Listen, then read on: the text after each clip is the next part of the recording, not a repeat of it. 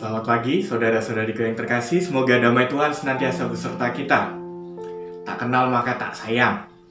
Saudara-saudari yang terkasih, pepatah ini sudah sering kali kita dengar, dan biasanya kita mendengar dalam sebuah sambutan momen-momen tertentu.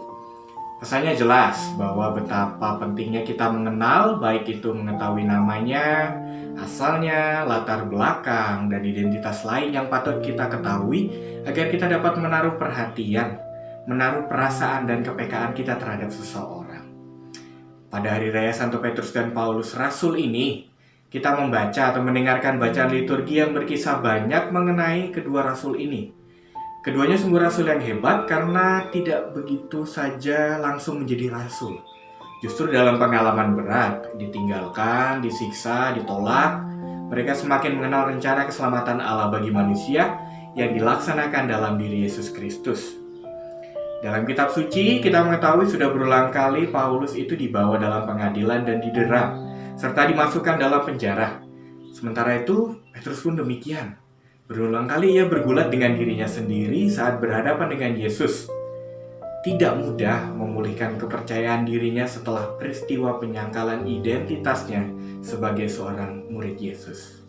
Dalam sebuah percakapan sederhana bersama Yesus, tetapi sungguh mendalam, Yesus bertanya kepada para murid mengenai identitas dirinya.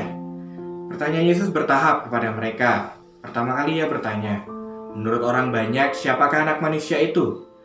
Ya, ada yang bilang, Yohanes, Elia, atau salah seorang nabi dari perjanjian lama.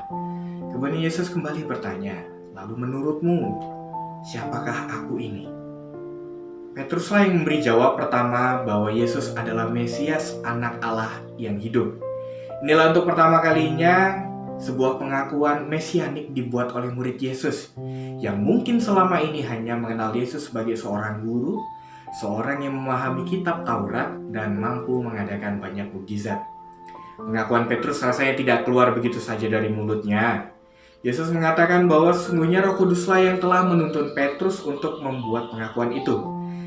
Kita memang bisa menyangka bahwa sekian lama ia bersama dengan Yesus, sudah begitu banyak momen di mana ia berusaha mengenal Petrus melalui peristiwa yang terjadi.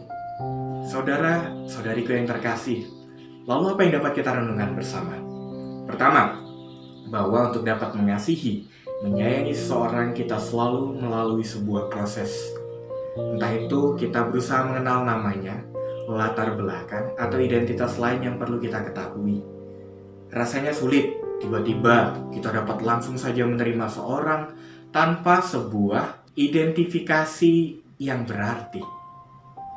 Demikian cinta kita dalam iman kita kepada Yesus Kristus, bahwa kita sudah melalui banyak pengalaman belajar bersama, baik dalam pertemuan lingkungan, membaca kitab suci, berdoa, perayaan Ekaristi, untuk dapat sampai pada cinta yang sungguh kepada Allah.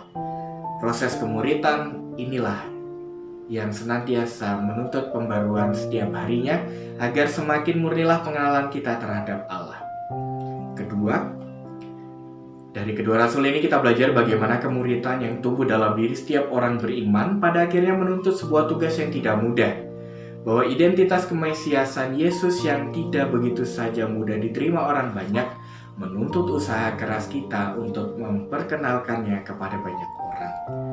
Semoga kita tidak lelah untuk terus mengenal Yesus yang kita imani, sembari kita juga berusaha semakin mengenali orang-orang di sekitar kita, agar kita bisa mencapai pengalaman mengasihi, menyayangi yang semakin disempurnakan hari demi hari.